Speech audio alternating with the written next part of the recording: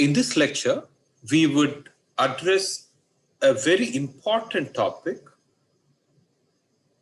which is that of current distribution in electrochemical systems. Where is it important?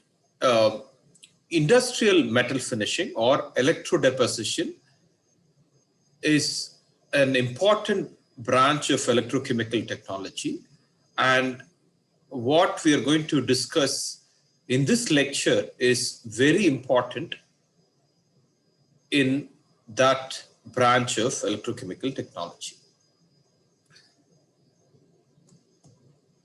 In a set of lectures, we discussed various aspects of electrochemical transport analysis. We tried to simplify the equations in limits wherein there is no migration or where there is only migration, or how to use mass transfer coefficients to analyze electrochemical transport phenomena. We have covered a lot of material. Please go through these things carefully to understand the various facets of electrochemical transport phenomena. In this lecture, we would address this issue of how to obtain uniform current density and due to what reasons there is non-uniformity in current distribution. Current distribution depends upon the symmetry of the system. For example, if you want to have a one-dimensional problem, that is a problem that is adequately described by analysis in one dimension, you should have a lot of symmetry in the electrochemical system. For example, if you have a large planar electrode, as represented here, the working electrode is parallel to a reference electrode. Both these electrodes are fairly large. Then you, especially in the middle of this planar electrode, you would have a one-dimensional system. Okay, so just analysis in one-dimensional is pretty good to describe the current distribution. It need not be this kind of a system, so-called trough cell. You can also have cylindrical cell and a spherical symmetry. Even these kinds of system can be effectively represented as a one-dimensional system. Okay, so the current flows, let's say you have two cylindrical electrodes and there is an annulus in between these two electrodes, and the current flows perpendicular to the two cylindrical electrodes. Effectively, things can be represented as a one-dimensional system. Spherical symmetry is not that common. Even that can be represented using a one-dimensional analysis. However, when you decrease the symmetry of the system, the dimensionality increases. For example, if you have certain kinds of patterns in this electrode, the system is no longer one-dimensional. System will become two-dimensional, or depending upon the pattern you're considering, it might even be three-dimensional description might be required. Throughout this lecture, we are not really going to look at the way to obtain the current distribution. There can be analytical methods. On most cases, there are numerical methods, but we are going to emphasize just the general features of the system. Okay, so what is the kind of system we are looking at? We are looking at, let's say, electrodeposition, wherein the distance between the two electrodes are varying. Okay, so where do you see these kinds of system? For example, you may have to deposit a coating on a rocket. Okay, so this is a very practical system, or a missile. Okay, so there has to be certain kinds of coating on top of missiles or rockets, or you may have body part of a car, okay, or even many household items are electrodeposited. Um, I mean, the surface on top of household item, there are some electrodeposition that has been conducted to probably increase the wear resistance, corrosion resistance, or you may have ornaments, okay. You may just plate it with silver or gold, okay, some precious metal. You don't want the entire material, jewelry, to be made up of silver or gold. You may just electrodeposit silver or gold. Okay, so there are a variety of scenarios wherein this kind of system exists. What is the kind of system? That is, the distance between anode and the cathode is varying. Typically, the electrodeposition occurs on the cathode, right? So what is the issue we are looking at? How uniform is the current distribution as you vary your spatial location? Okay, as you supposing is the current distribution, current you deposit here, how is it related to current that is being deposited here? Intuitively, what would we think is that if the distance between the electrode, that is the anode and cathode, is less, the current would be more, and if the distance is larger, the current will be less. Okay, that is the general intuition you will have, and that intuition is reasonably valid. Let's try to look at it in more concrete terms. Okay, so the analysis we are going to be doing is under constant concentration. There is no variation in concentration in the electrolyte. We are going to just look at the relative magnitude of two resistances. One is the charge transfer resistance, which we have introduced in an earlier lecture, and the other resistance is the ohmic resistance. Both of these we have discussed in many lectures in this series of lectures. So what is of interest is that we are going to look at two limits. In one limit, this is going to be dominating. In the other limit, this is going to be dominating. Okay? For example, in this scenario, ohmic resistance is going to be dominating. In this scenario, the charge transfer resistances, okay, there can be anode charge transfer resistance and a cathodic charge transfer resistance. They are much larger than the ohmic resistance. Intuitively, if you think about the system, when would you get uniform resistance is that when the charge transfer resistance dominates and the overall ohmic resistance as you go in this direction, along this direction, is not going to be important. Okay, if this is much more than this quantity, the overall resistance as you go along this electrode is not going to be changing. Okay, so you would think in this case, the deposition and the current would be more uniform. Okay, current distribution would be more uniform. That these intuitive ideas are valid. Okay, but we're just going to present some results which supports these intuitive ideas.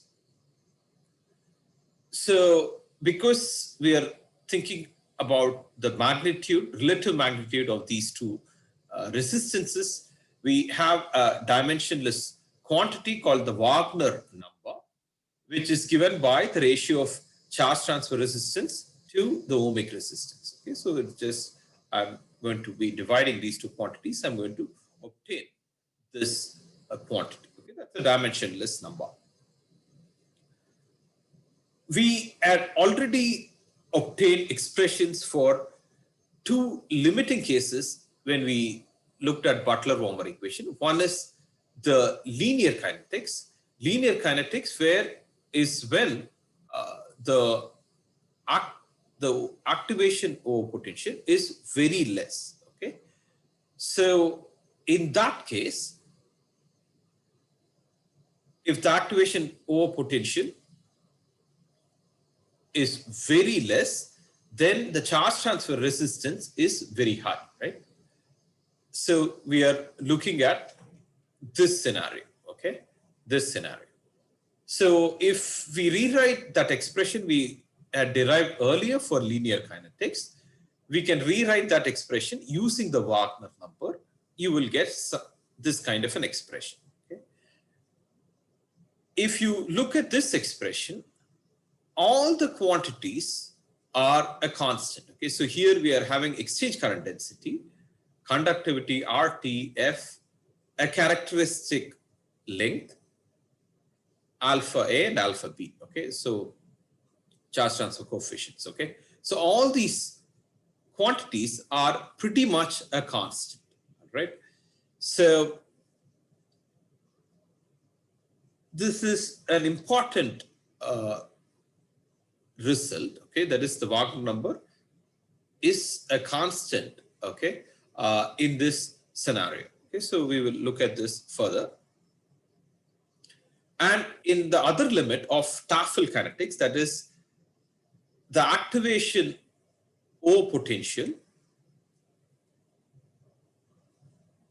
that is the resistance associated with RA and RC is relatively less, right? If your surface over potential or the activation over potential is very high, the charge transfer resistance is very low.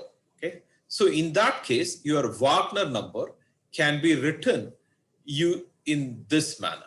Okay, so if when we rewrite this, the Wagner number is inversely related to average current. Okay, so if the average current at different location changes, the Wagner number also changes. Okay, so there's just these two results. That is the kinetic expression relevant to linear kinetics and the kinetic expression relevant to Tafel kinetics has been derived in an earlier lecture. We're just rewriting this using the Wagner number. Let's move on and look at some more specific results. We will look at a limiting case where Wagner number is very high. Okay, so what does that correspond? Okay, if we define the Wagner number in this manner, if the Wagner number is very high, that is RCT is much larger than this quantity. So we are looking at this particular system. So in the limit of infinite Wagner number, we would intuitively think that you would get uniform deposition. Okay, so when you solve this problem, there are analytical results also present. How do you, physically, how do you get high Wagner number? Is using, let's say, supporting electrolyte. As I had already mentioned, supporting electrolyte is used to decrease the ohmic over potential in your system. If you use supporting electrolyte, the conductivity is high, therefore the Wagner number is large. There are other ways also to increase the Wagner number. You can typically use different approaches to decrease exchange current density. How would you do that? Okay, so exchange current density is a measure of electrocatalytic property of the electrodes, right? So if you use an inhibitor, you can decrease the exchange current density. There's going to be a trade-off. Okay, so the reason we want to increase Wagner number is to get uniform deposition. Okay, but if you can only increase the Wagner number by decreasing the electrocatalytic activity, you are going to decrease by using, let's say, inhibitor, you are going to decrease the current density that you can have in the system. Okay, Okay, that's the trade-off. You can again decrease the I average in some manner and increase the current density, increase the Wagner number. And then you can also decrease the characteristic length. Okay, so characteristic length comes here. If you can do that, your Wagner number increases. Okay, so it's sometimes not very easy to see what is the characteristic length. In some cases, it's very straightforward. For example, if you have, let's say, two planar electrodes, the characteristic length is this. But in some other cases, for example, if you have a microelectrode, okay, so there are some, the symmetry of the system is complex. It is no longer a one-dimensional system. The current density will have a spherical symmetry. Okay, so the decay will be have a spherical front. Okay, the decay of current density will have spherical fronts.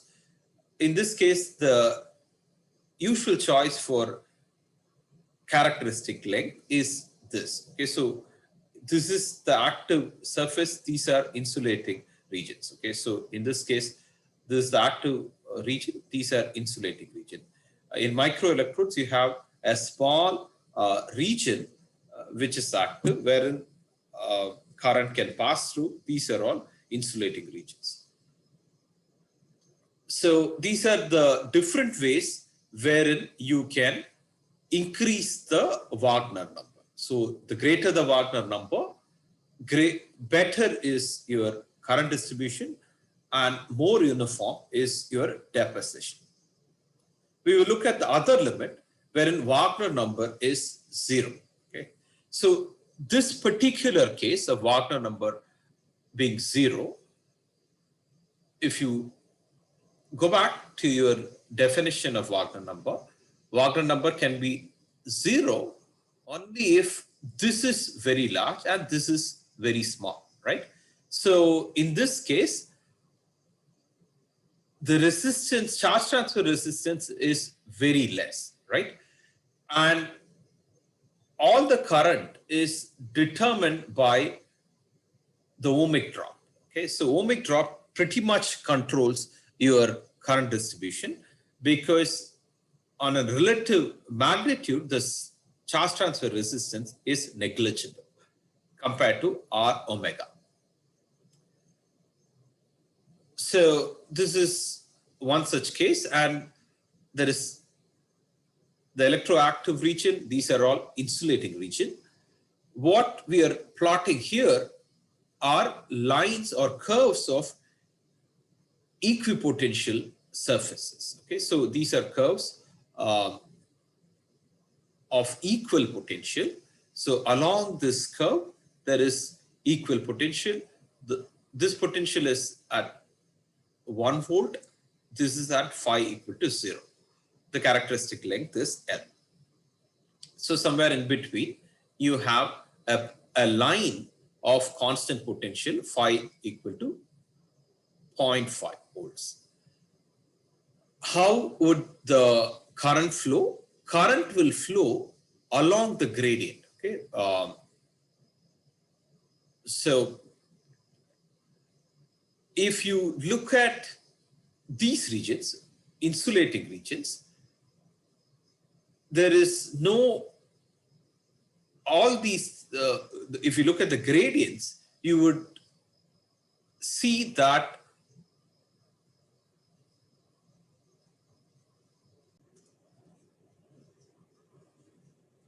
if you look at the gradients along in this region, in the insulating region, you could see that the gradient will only favor current in a direction parallel to the insulating surface. Okay, there cannot be current going into the insulating surface. As opposed to that, when you look at the gradients in this region, there can be currents that are flowing into these electroactive region, either this side or this side. If you look at the gradients, there can be currents into or outside the electroactive region. However, if I look at the gradients in the insulating regions, this side, there won't be current into the insulating part. Okay, so that's also intuitive. Let us look at the results that you obtain by solving the mathematical equation. There are some analytical methods involving conformal mapping or numerical methods for solving these kinds of problems, because what is of relevance is just a Laplace equation. Okay, so Laplace equation has been extensively addressed in electrostatics and in fluid mechanics. So there are lots of mathematical techniques to solve these equations. What we are not addressing these mathematical techniques, we are only looking at the results that you obtain from such an analysis. What do we see? We see an interesting feature. Okay, so this is along the x-axis. We are plotting the normalized distance from the center. Okay, along the y-axis, we are plotting I divided by I average. So 0 is this point, let's say, midpoint of this electrode. And as you move away from the electrode, you see an enormous increase in the current. Why is that so? Physically, if you think about this result, the current seems to be very high at these edges. Okay, so when you, let's say you are depositing, electrodepositing, there will be lots of accumulation of material on these two edge points. Okay, that's what it means, right? So if the current is very high, why is that so? If you think about it, there are many more paths for the ion to, let's say ion is generated by oxidation from this electrode, and when you electrodeposit, there is cathodic reduction of the ions. If I think about how many pathways contribute to electrodeposition on the edges, there are many more pathways. Okay, that is, what do I mean there? The ion can come in this pathway, or along this pathway, or along this pathway, or along this pathway. Same thing for this edges. Okay, so if I look at the possibilities, okay, of electrodeposition in the middle of the electrode, that is relatively less. So you can have ions coming in only along these gradients. However, there are lot more pathways and corresponding gradients for electrodeposition along these regions, and exactly on the edge, the current is going to be very, very high. That is the physical way of interpreting these results that you obtain by solving the underlying mathematical equations. So in principle, if you look at this kind of a system, okay, exactly at the edge, okay, so the current will be infinite. And if you look at a geometry like this, there is electroactive surface here, and there is an insulating region in here. Okay, so the insulating region is here, electroactive region is here. In this case, the insulating region is electroactive region is here, the insulating region is this. Okay, so if you look at the current which you get, that will be 0, right? There is no way, if you think through the problem, physically think through the problem, there is no way for the ions to reach this point. Okay, so the ions will take the path of least resistance. So there is no reason for the current to reach these edges. Okay, the current is infinite here because there are infinite number of pathways for you deposit ions on exactly at this edge point. So between these two extreme situations are this kind of geometry. There is an insulating boundary here, and you have the electroactive region here. So you would have some finite current in this region. Okay, so even though we have not presented the mathematical approaches to solve the problem, we can get an intuitive idea on why the current distribution is the way it is. Okay, so have a physical picture for interpreting the current. So that is very useful for thinking through the problem. Okay, so typically this is the way we tend to analyze. Okay, we consider two extremes. In the previous slide, we looked at the case wherein Wagner number is very high. Okay, in this case, we looked at the situation where Wagner number is 0, right? So this is called the primary current density. So let us look at few other limiting cases. In this case, Wagner number is not equal to 0. That is, there is some kinetic resistance of importance, but we are still looking at uniform concentration gradient. We're looking at uniform concentration gradient. This scenario is called secondary current distribution. Okay, so the transport is not that crucial. We are only looking at, many aspects of transport need not be considered. Just that there is ohmic drop and kinetic resistance. Okay, so if you look at the variation of Wagner number, we had already looked at Wagner number equal to 0, right? So when the Wagner number decreases, the behavior asymptotically approaches that of Wagner number equal to 0, right? That is, at the edges, the current density keeps increasing. But what you also see is that as the Wagner number increases, we had already reasoned that when the Wagner number is going to be infinite, the current distribution will be uniform. What is of relevance here is you need not go to Wagner number being infinite, right? That is, even at Wagner number equal to 2.7, the current distribution is more or less uniform. Okay, so as you vary x, even with Wagner number 2.7, the current distribution is more or less uniform. So you don't gain much by increasing the Wagner number from 2.7 to 30, right? So, so it's important to look at these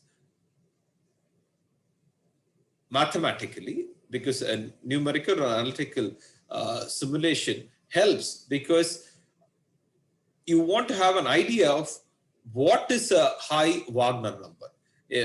In this problem, just having Wagner number of about 2.7 is good enough to get more or less uniform current distribution. Okay, so in this region, the current distribution is fairly uniform. Only along the edges, there is slightly higher current density. So that's why a mathematical solution or a simulation is going to be very helpful in determining what is really high to obtain uniform current distribution. And another feature that you have to be sensitive is there is a trade-off associated with getting uniform current distribution. What is the trade-off? Here we are plotting average current density along the y-axis, and along the x-axis we are plotting increase in the x-axis gives you the Wagner number. Okay, so as you can see, as you increase the Wagner number, the average current density drops significantly. Okay, so what is the trade-off here? For us to get uniform current density, I need to have high Wagner number. Okay, however, as I increase the Wagner number, my average current density also decreases. Notice that we have plotted the inset plot is in log scale. We have plotted it in log scale. This is a normal plot, linear plot, linear, along the linear scale. So there's a huge consequence in terms of your rate of deposition from going from 2.7 to 30, right? Because your current density significantly decreases. Okay, there is 2.5 or 2.7 be somewhere here. And if you go to Wagner number 30, your current density drops significantly. Okay, so intuitively it's clear that if you have a process that is very slow, that is your rate of electrodeposition is very less, you would get uniform current distribution and your coating will be uniform.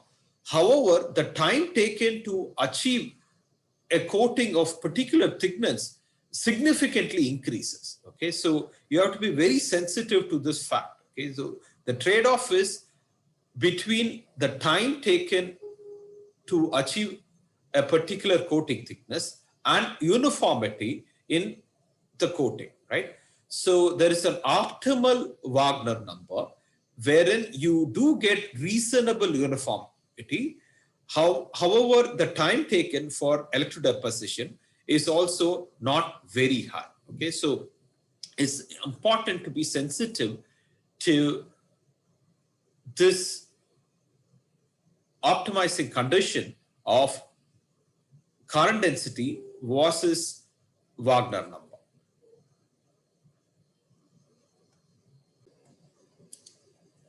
Notice that even in this so-called secondary current distribution, we have the constraint of uniform concentration gradient. Okay? So we can also relax this constraint where there is non-uniformity of concentration gradient at different parts corresponding to different regions of the electrochemical system. In that case, the current distribution obtained is called tertiary current distribution system. Okay, so the system becomes mathematically much more complex. The solution procedures are also much more complex, but that is of technological importance in different scenarios. Okay, so if it is of importance, you have to be solving those equations and you have to be addressing those issues. These scenarios are beyond the scope of this lecture and this course, but just looking at the primary current distribution and secondary current distribution, you do get a fairly good physical feel for the system. When do you get uniform current distribution and when do you get non-uniform current distribution? We will wrap up this topic and just look at what we have attempted to do in our lectures on electrochemical transport phenomena. The simplest equation is, of course, the Faraday's law. Okay, so there's nothing much here. Then, when you look at analysis of molar fluxes, there are three mechanisms that are relevant to molar fluxes. Okay, there are three mechanisms that contribute. These kinds of mechanisms or convection you had already seen in your fluid mechanics class. This you might have seen, you have seen in your mass transfer class. What is unique to electrochemical system is this aspect. Okay, this is the aspect that's going to complicate the analysis of my electrochemical systems. And we obtain this equation just from mass balance. Okay, so again, this kind of equation you must have seen in your transport phenomena classes. In the bulk of the electrochemical system, there is always this electroneutrality condition that significantly simplifies the analysis. We looked at various limiting cases so that we don't need to solve the full set of equations. The full set of equations are presented here, However, the mathematical solution is fairly complex. So we looked at various limiting cases. This can all be experimentally achieved. We looked at a case wherein concentration gradient can be neglected. You arrived at a Laplace equation. The solution to a Laplace equation has been well studied. You can look at those solutions. That is one limiting case. You can also eliminate potential fields using supporting electrolyte, and you can also analyze a binary electrolyte, okay? Because a binary electrolyte can be simplified because of electroneutrality condition. Simple solutions are possible. In some cases, we also looked at using mass transfer coefficient to analyze your system, okay? So think through these different limiting cases and what are the essential features of these limiting cases, okay? So in your real system, even if you don't have a limiting cases, you can think through your system through the limiting cases and get a feel for the solution you obtain, and the solution you obtain has to be finally presented in terms of current distribution. Okay, so that's what we looked at in this lecture. With this, I will end this lecture. Thank you.